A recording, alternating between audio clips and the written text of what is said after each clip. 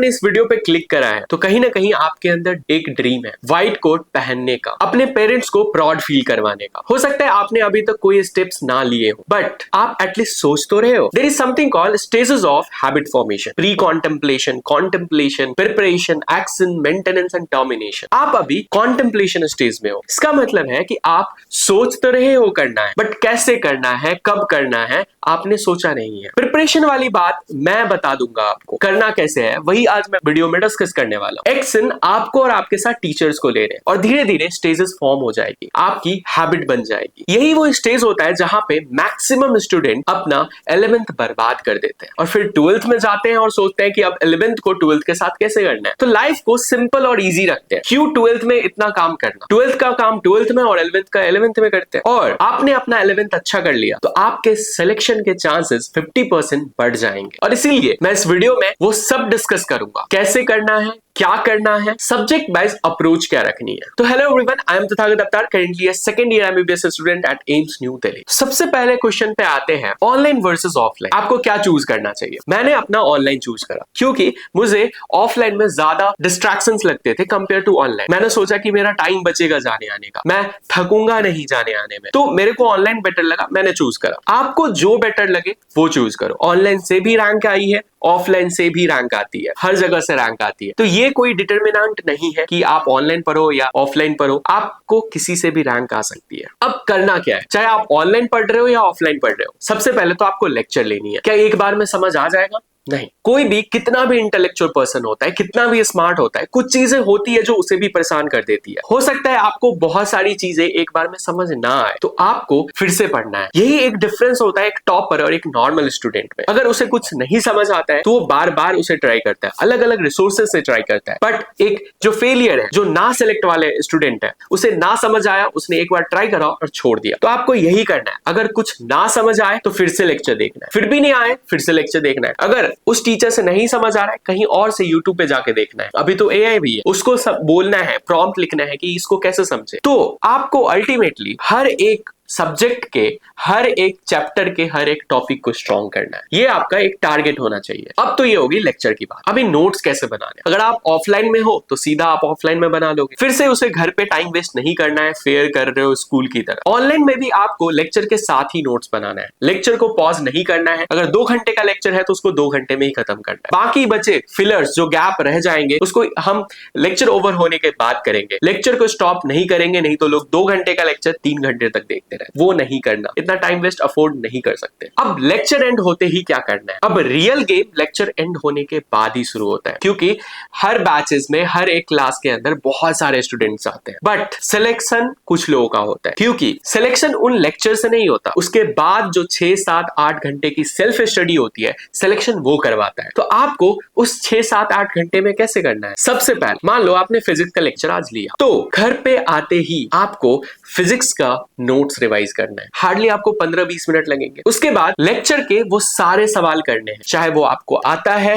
या नहीं आता है, मैटर नहीं करता। आपसे इजीली बन जा रहा है फिर भी करो। क्यों? क्योंकि वो आपके स्पीड को बढ़ा देगा। अगर जो नहीं आता है फिर से लेक्चर देखो, क्या गलत कर रहे हो, और ट्राई करो कि उस चीज का स्क्रीनशॉट लेके रख लो जिससे आपको डिफिकल्टी हुई बनाने में, क्योंकि फर्दर रिवाइज करने के लिए आप उन्हीं क्वेश्चंस को रिवाइज करोगे जो इजीली सॉल्व हो रही है। उस क्वेश्चंस को बार बार नहीं करना है। उसके बाद सेम डे में जो टॉपिक हुआ उसका डीपीपी करा, और आप जो भी बुक फॉलो कर रहे हो, चाहे मॉड्यूल्स है या फिर कोई बुक है, सेम टॉपिक का क्वेश्चन प्रैक्टिस करना है। केमिस्ट्री में भी आपको सेम काम करना है, फिजिक्स की तरह ही करना है ऑलमोस्ट। बायो में क्या करना है, बायो में लेक्चर लेने के बाद आपको क्लास नोट रिवाइज करना है। मैं एक मेथड बताता हूं क्लास नोट्स रिवाइज करने का।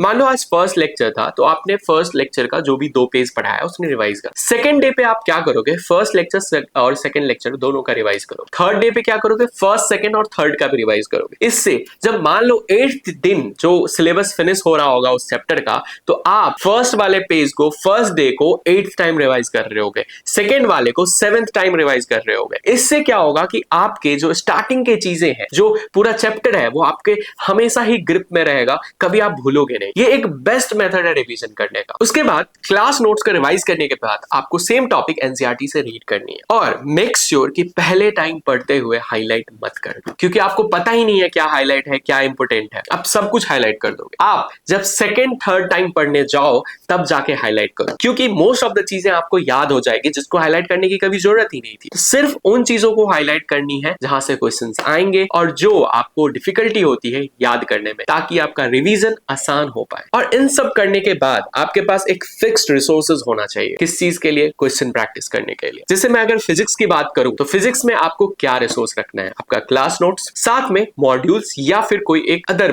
Book like DC Pandey. कुछ लोग A to Z भी सॉल्व करते हैं सिंगेज का। और साथ में आपको नीट का पीवाईक्यू करना है और जेईई मेंस के पीवाईक्यू करना है। ये एनफ रहेगा। इसी को आपको 11th में फॉलो करना है, इसी को आपको 12th में फॉलो करना है। केमिस्ट्री की बात करूं, केमिस्ट्री में भी आपको क्लास नोट्स पे ध्यान देना है। साथ में आपको एनसीईआरटी उसमें हाईली रिकमेंडेड है कि एनसीईआरटी की रीडिंग और एनसीईआरटी के क्वेश्चंस सारे करो। साथ में आपको केमिस्ट्री में अदर सोर्सेज बुक चाहिए, तो जैसे कि आप ऑर्गेनिक केमिस्ट्री में MS चौहान ले सकते हो नीट कैटेगरी का, और फिजिकल केमिस्ट्री में भी आप एन अवस्थी ले सकते हो। बट इनऑर्गेनिक के लिए मैं नहीं रिकमेंड करूंगा, क्योंकि इनऑर्गेनिक में इतना क्वेश्चन प्रैक्टिस करने का जरूरत नहीं होता है। आप जेईई और नीट के पीवाईक्यू कर लोगे, एनफ होगा। और बायो में क्या रिसोर्सेज रखनी है? बायो का बहुत ही सिंपल रिसोर्सेज है, आपका नोट्स, आपकी एनसीईआरटी और एक बुक जिससे आपको एमसीक्यू प्रैक्टिस करनी है। बायो में बहुत सारे बुक से एमसीक्यू प्रैक्टिस नहीं करनी है। आपको जो एमसीक्यू प्रैक्टिस करना हो बहुत सारे टेस्ट पेपर से करो। आपको एक बुक रखनी है, that is NCERT finger tips. मेरे को बेस्ट लगती है, आपको भी यूज करना चाहिए क्योंकि वो सबसे अच्छी किताब है। अब मोस्ट इंपोर्टेंट रिवीजन। आपको पढ़ाने के बाद रिवाइज भी कर लिया, बट लॉन्ग टाइम रिटेंशन के लिए आपको 2, 3, 4 टाइम्स रिवीजन की जरूरत होती है। तो आपको रिवीजन कैसे करना है? आपको हर रोज अपने स्टडी आवर्स में आपका 2-3 घंटा फिक्स रहना चाहिए जो आप रिवाइज कर रहे हैं। एक मैं मेथड बताता हूं आपके रिवीजन का। अगर मान लो आपको फिजिक्स का रिवीजन करना है, तो मान लो आपका मोशन इन प्लेन खत्म हुआ, अभी न्यूटन्स लॉ ऑफ मोशन चल रहा है, तो आप रिवाइज कैसे करोगे? आपको मान लो कि मोशन इन प्लेन रिवाइज करना है, आप क्या करोगे? आप टारगेट बनाओगे कि इस वीक में मेरे को खत्म करना है इसका रिवीजन। आप क्या करो, 2 पीपीटी उठाओ, और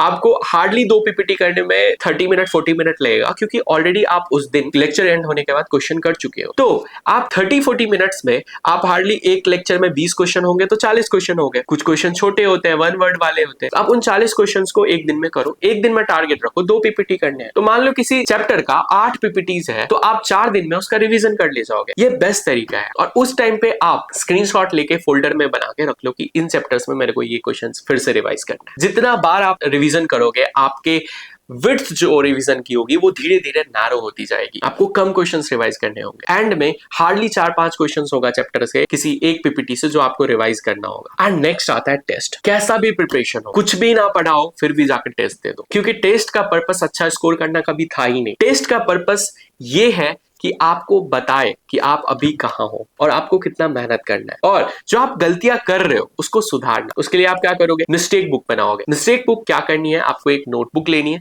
उसको 3 पार्ट्स में डिवाइड करना है, फिजिक्स, केमिस्ट्री एंड बायो, और हर वो क्वेश्चंस आपको लिखने हैं जो आपने पहले गलत करे और जो आपको नहीं आते। एंड हाँ, जो आपने गलत करे उसके साथ आपको ये भी ऐड करना है कि आपने क्यों गलत करे, whether it was calculation mistake या फिर सम कंसेप्चुअल मिस्टेक। कंसेप्चुअल मिस्टेक है तो आप जाके फिर से थ्योरी पढ़ो, एंड अगर कैलकुलेशन मिस्टेक है, अपने कैलकुलेशन को नीट एंड क्लीन करो। अगर आप ऐसा करते हो थ्रू आउट द ईयर, तो आप इस एग्जाम के लिए सबसे बड़े कॉम्पिटिटर होगे और आपका सिलेक्शन कोई नहीं रोक सकता। इसीलिए through out the year discipline होना बहुत जरूरी है। इसीलिए जो भी शुरू करो उसे एंड तक करो, और मैं यकीन मानता हूं कि अगर आपने ऐसा किया तो आपका सिलेक्शन पक्का ही होगा और आपका व्हाइट कोट का भी सपना पूरा हो जाएगा। तो फिर इस वीडियो में इतना ही। नेक्स्ट वीडियो आपको किस टॉपिक पे चाहिए मुझे बताना। फिर मिलेंगे कभी और किसी और वीडियो में। तब तक के लिए बाय।